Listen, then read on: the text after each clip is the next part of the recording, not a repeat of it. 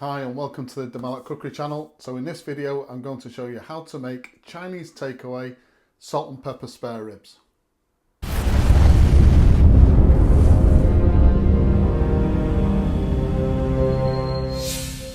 Alright, so as with about 90% of the recipes on this channel, this particular recipe was given to me by a professional chef in a commercial kitchen.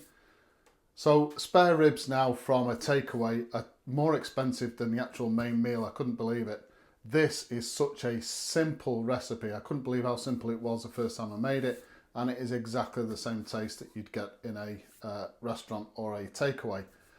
As usual, I'm going to put a full list of ingredients at the end of the video in a format where you can pause the video, screenshot that list and print it off if you like. We'll have a look at those ingredients now and anything else we're going to need for today. And so for this recipe I've got some pork ribs, plain flour, using some ground white pepper. You can use black pepper if you like, just that this recipe from the chef said he uses white pepper, some salt, some oil for cooking, going to be using a little bit of red bell pepper, spring onion and some chili flakes, and this is really just the garnish over the top of the ribs before we serve it. Also going to need a oven tray with a rack to roast the ribs in. So the ribs are going to be cooked in two different ways, which I'll show you in a minute, and then a large bowl to mix the flour and salt and pepper in to coat the ribs with. Right, so I've got some plain flour in a large bowl. The quantities will be at the end of the video for 2 people. So we've got our flour in the bowl. We want to add in our pepper and the salt,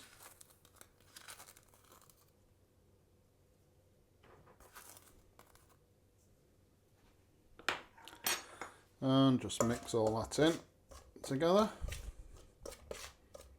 Now we're going to add in the ribs. Just make sure that these ribs get well coated on all sides, obviously.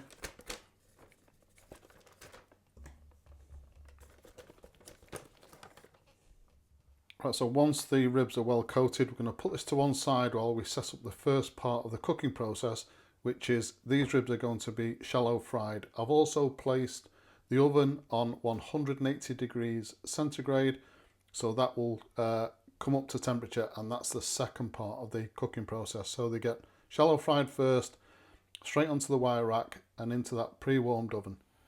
Right, so in this small wok I've got about 2 to 3 centimeters of vegetable oil. So the reason I use this small wok is because it is small, but it's got steep sides on it, so I don't have to use as much oil to obviously do frying. That's the only thing we really use this wok for.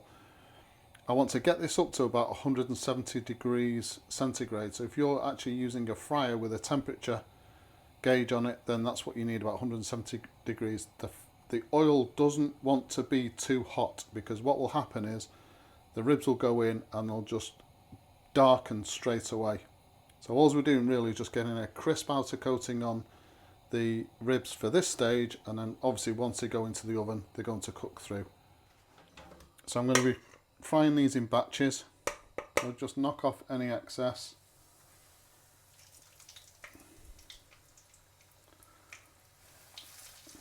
And they're going to be in the oil for just a couple of minutes on either side.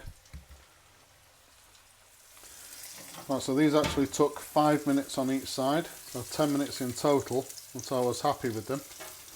Probably because they're the first into the oil. The oil just needed to heat up a little bit more. So we're going to reserve these in that oven until they're all cooked. These should be slightly less time, but you can never be too safe with meat that is on the bone, because of course we're not just making sure that the meat is cooked, we're also making sure that the internal parts of the bone are cooked through as well. Right, so that's the ribs shallow fried.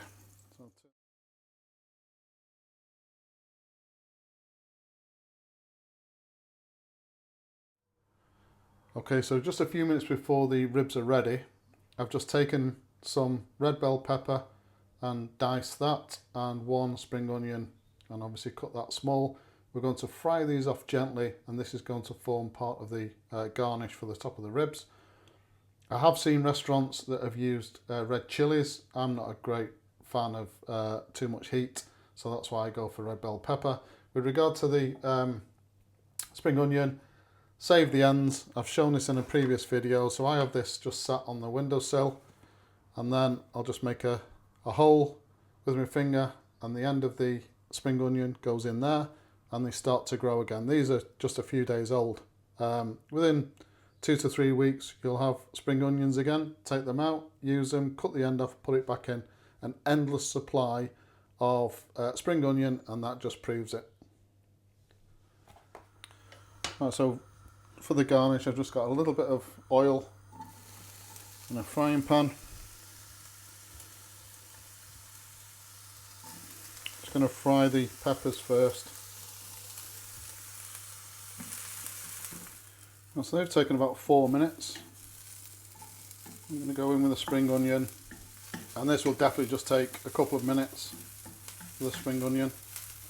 Just want to soften them a little bit, but obviously retain a lot of that crunch. Right, so let's plate up.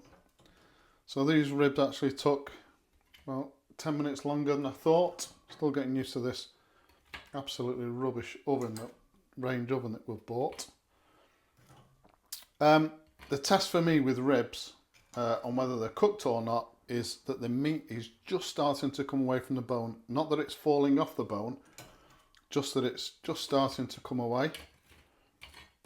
So obviously they're still a bit tough, so they went back in for 10 minutes. So we're putting our garnish over the top.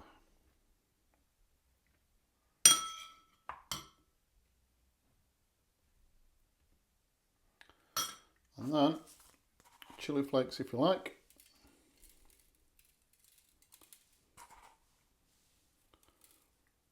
And that's it. Chinese takeaway salt and pepper ribs. So there you go. Chinese salt and pepper spare ribs, just like the takeaway. How easy was that? I told you it was an easy recipe to do. Please subscribe to the channel, and as usual, if you've enjoyed this particular video, hit the like button. Thank you very much for watching.